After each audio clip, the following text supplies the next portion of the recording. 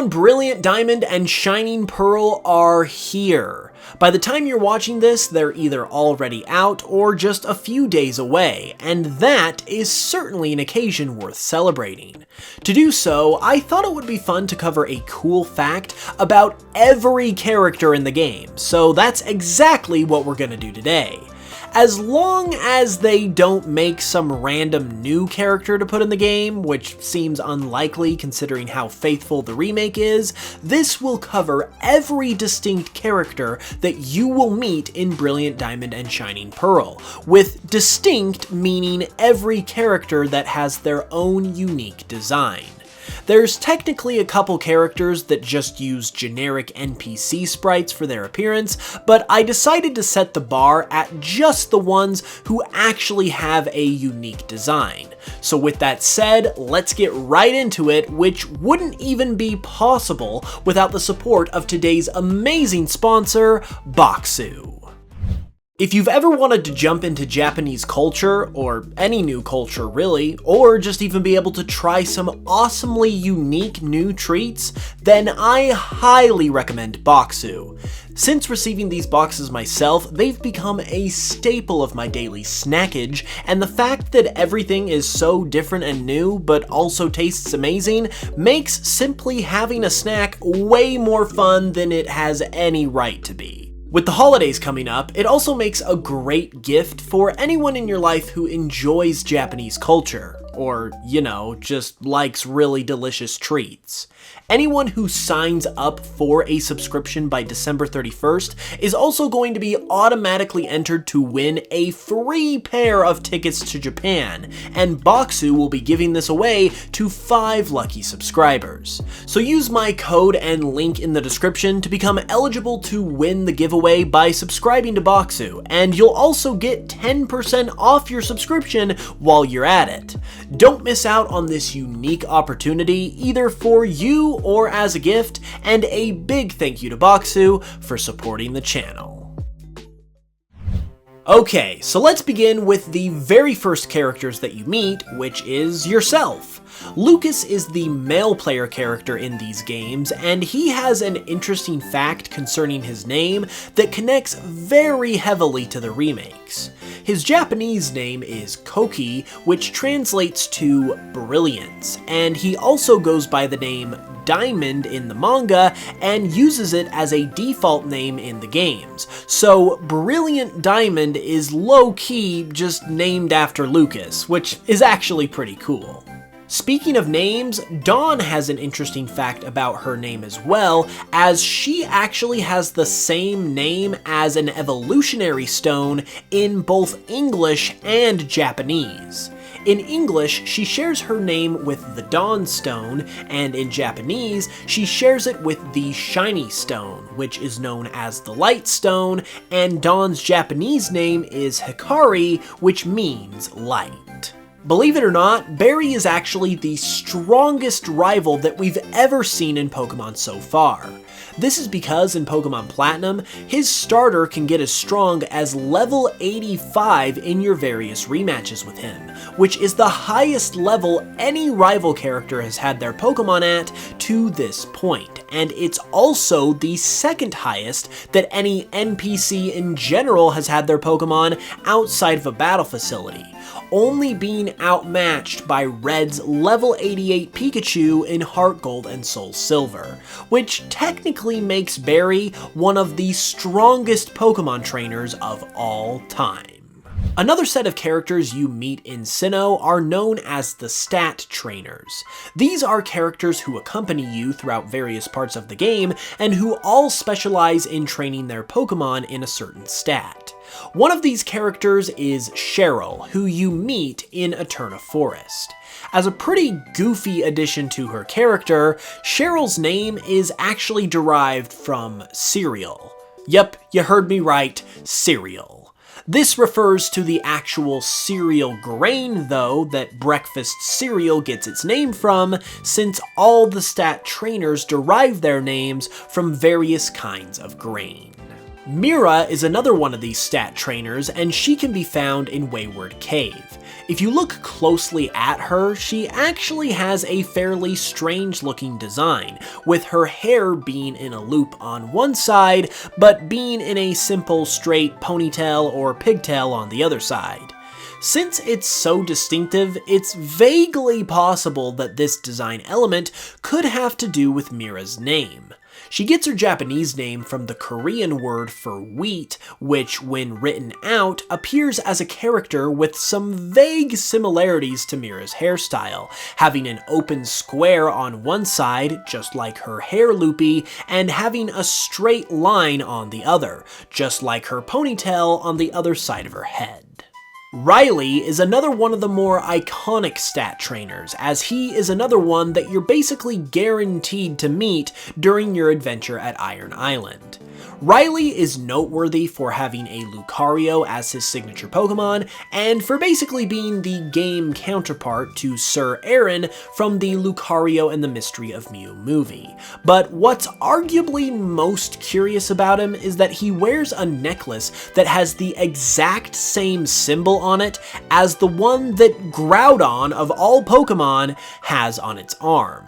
There is no connection, that we know of anyway, between Riley and Groudon, so what could this mean? Is it just a coincidence, or could it have bigger implications? It's hard to say, but it's certainly something that's worth taking note of. Next up is Marley, who you can meet at Victory Road, and a very interesting thing about her is that her Japanese name, which is Mai, is the English name of her ancestor in Pokemon Legends Arceus. Buck is the next stat trainer, and you encounter him at Stark Mountain. Our fact for him actually comes from the anime, as he debuted in the anime in the episode titled Bucking the Treasure Trend, an episode that's all about him looking for a treasure that's supposedly hidden somewhere in a place called Dandelion Island. This all sounds pretty standard for the anime so far, but the ironic or possibly even intentional thing about this is that the English dub of the anime aired this episode on the birthday of Robert Louis Stevenson, who is the author of the very classic and iconic book Treasure Island, which not only had a lot to do with how pirates are depicted in pop culture, and also included iconic characters such as Long John Silver, but it also was all about a treasure being located on an island, exactly like the anime episode involving Buck. Moving along from the stat trainers, Professor Rowan actually has a similar situation to Marley, who we previously mentioned, as his Japanese name is Nanakamado, which is the name of the Japanese Rowan tree, and is also where Rowan's ancestor, Captain Kamado, gets his name in Legends Arceus. Now we begin with Sinnoh's gym leaders, starting first with Rourke. Now, if nothing else, Rourke does have one interesting thing to his name, as he is the son of Byron, who is another gym leader in Sinnoh. In Japanese, both of these characters get their names from the names of various gourds, which is interesting because they're actually not the only parent-son gym leader duo to have names that both come from gourds, as this is also the case with Gordy and his mom Melanie in Sword and Shield. The next gym leader, Gardenia, mentions in the games how she's not really a fan of ghost-type Pokemon and shudders to think about how she'd feel about a potential grass ghost-type Pokemon, if one ever existed. At the time in the original Gen 4 games, there were no grass ghost types, but now there are since Generation 6 introduced Phantump and Pumpkaboo, and Generation 7 introduced Dhelmise. It'll be interesting to see if this is updated in the remakes to account for these Pokemon, or maybe if this utterance was even a potential sign of things to come in future generations.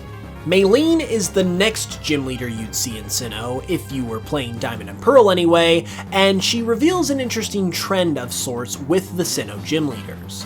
This is because she actually has a lot of similarities with Karina from Kalos, as not only are both female and are fighting type gym leaders, they're also both the third gym leaders for their respective regions, and they both use a Lucario as their ace. This is not the only Sinnoh gym leader with parallels to other gym leaders, however. We already mentioned Rourke and Byron's similarities with Gordy and Melanie, but there's also Rourke himself being a rock-type gym leader who is first in the lineup, just like Brock and Roxanne before him. There's also Candace, who's an Ice-type gym leader and 7th in the lineup, just like Price from Johto and Bryson from Unova, and there's Volkner and Jasmine from Johto, who both operate in cities with lighthouses and who have to be brought back to their gym from a lighthouse in order to battle them. After Maylene, you would next encounter Crasher Wake, and Crasher Wake is unique because he is the only gym leader currently that doesn't actually use his real name, instead going by his stage name since he's a wrestler. This is slightly more apparent in Japanese, where his name is Maximum Mask. Fantina, the ghost-type gym leader of Sinnoh, seems to be somewhat suspicious, as she actually uses a Pokémon that normally would be impossible to use. At the Pokémon World Tournament in Black and White 2, in one of the tournaments, she actually uses an Origin form Giratina. This is already impressive enough on its own, but what's really interesting here is that this Giratina is not holding a Grisius orb, meaning that it shouldn't be able to be in its origin form since it's also outside of the distortion world. Who knows, maybe Fantina is a little more powerful of a trainer than we actually thought. For Byron, who's already been mentioned, we have another anime fact, as in the anime, Byron is voiced by Dan Green, who is a legendary anime voice actor who's also voiced many different characters such as Yugi and Yami Yugi from Yu-Gi-Oh!, Knuckles from Sonic X, and even Professor Birch from the Hoenn arc of the anime as well.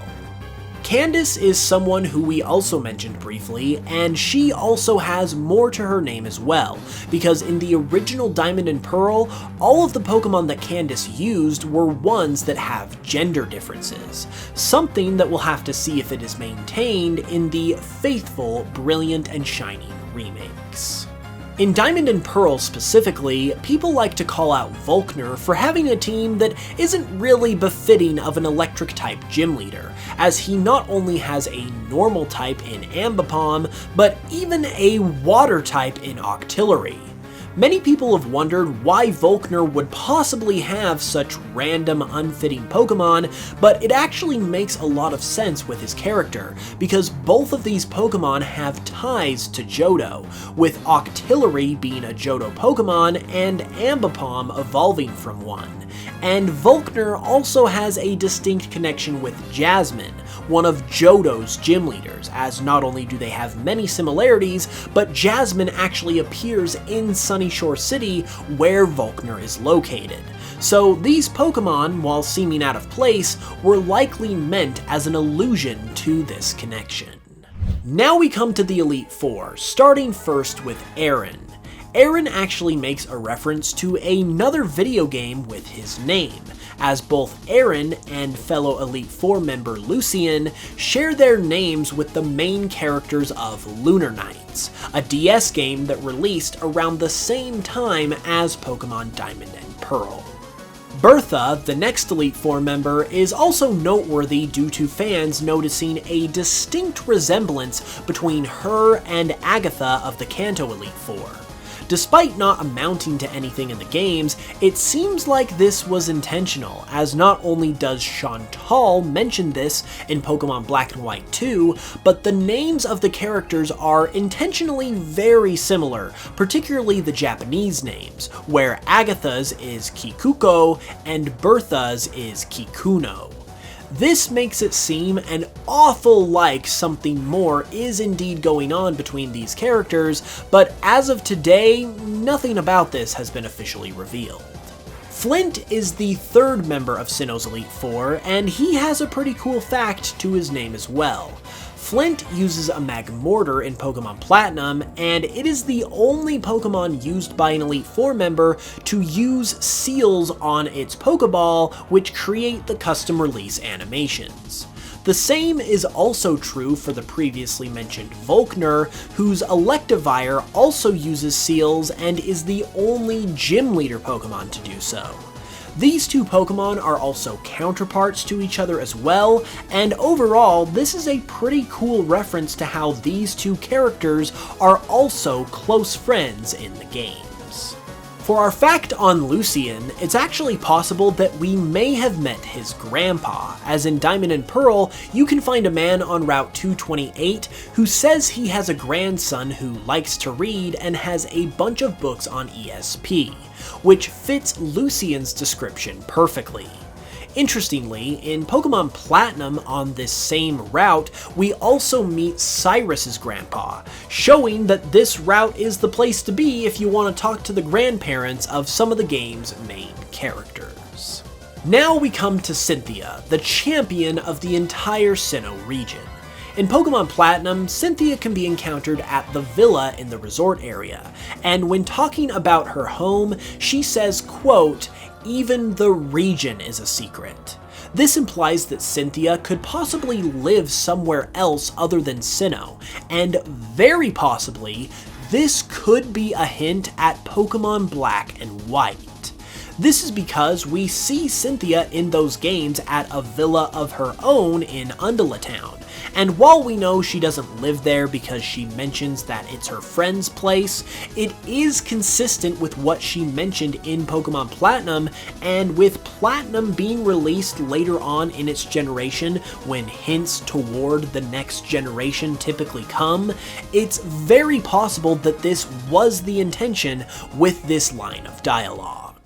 Moving on from the Pokemon League, a neat fact about Cyrus, the leader of Team Galactic, is that he is the first evil team leader to have his age confirmed.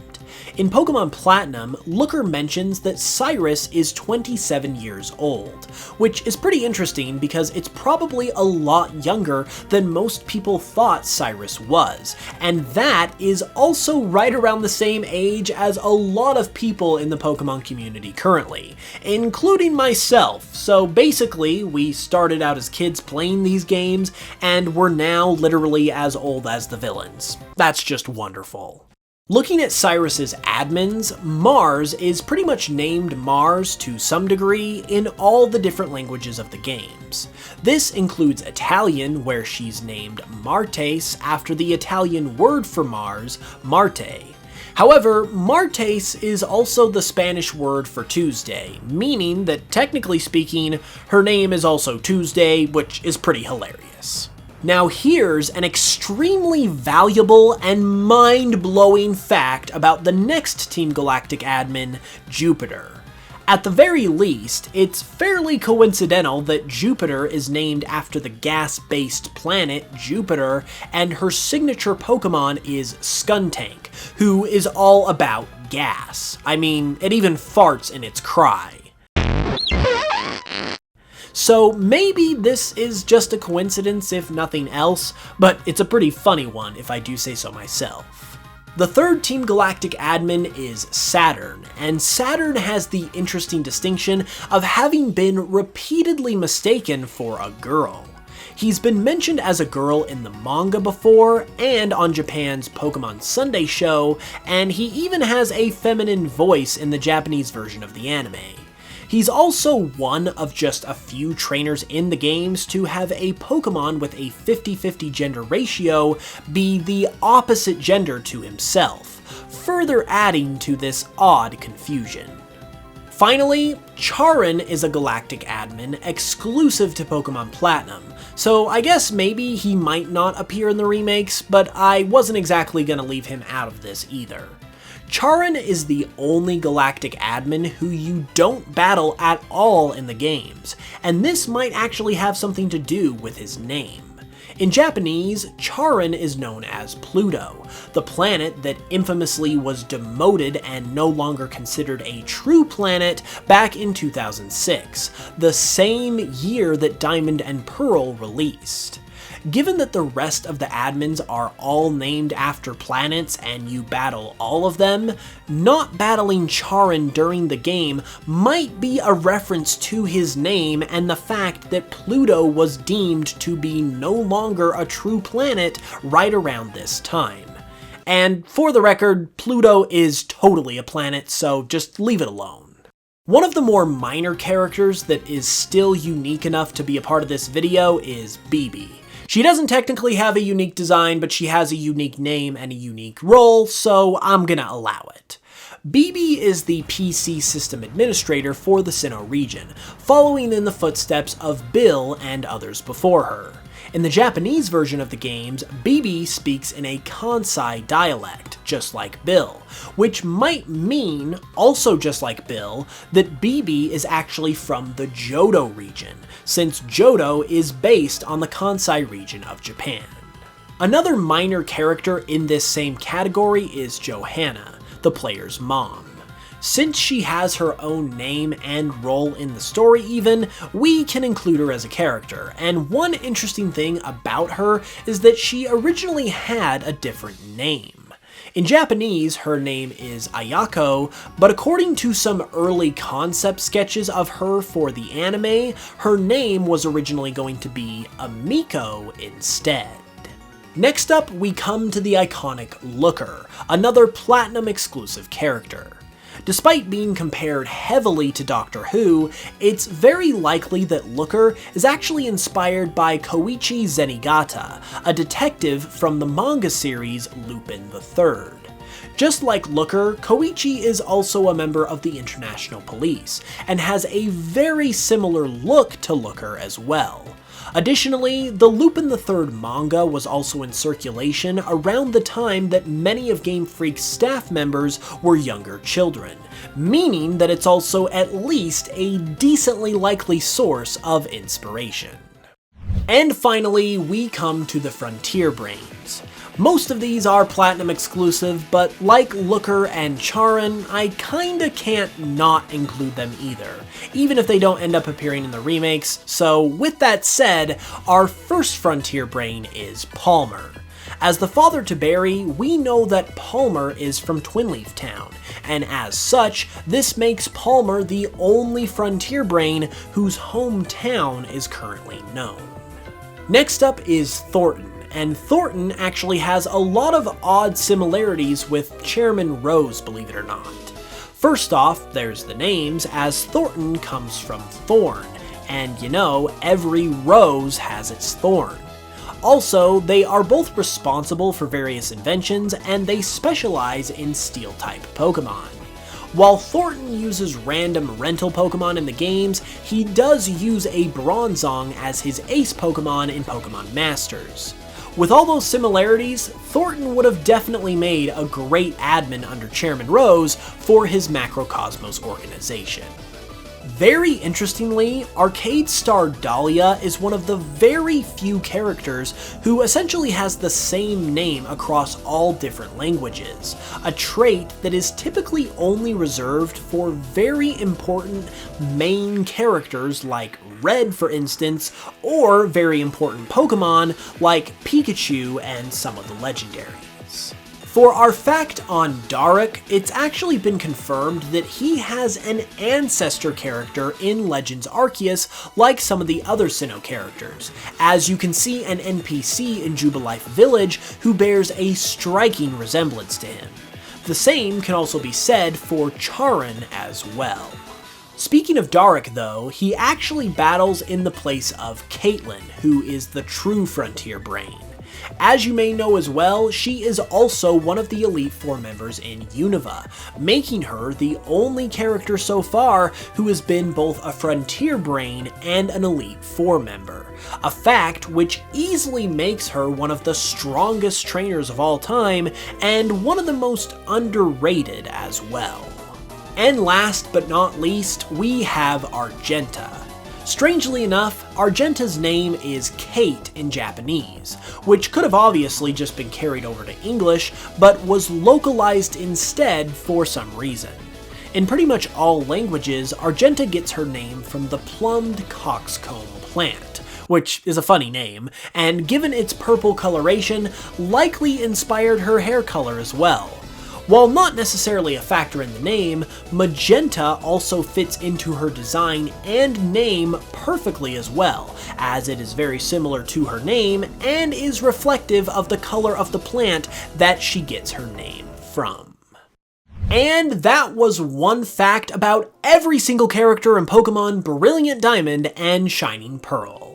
Now, since I made this video before the games came out, did I miss a new character that was randomly added? Be sure to let me know in the comments below along with your thoughts on all of these facts, and leave a like and subscribe if you enjoyed.